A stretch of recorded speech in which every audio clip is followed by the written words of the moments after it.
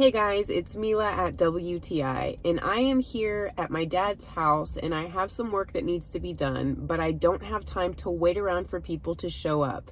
So what do I do in that case?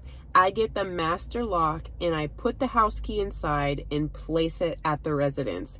This thing really helps when you want to free up your schedule and let people do what they need to do when you're not around to let them in to do it.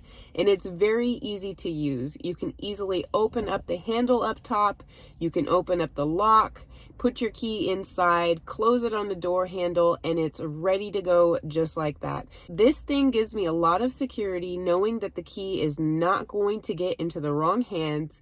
You set your code that you want, you give it to the people you want, and you have the freedom to move about while people do what they're supposed to do.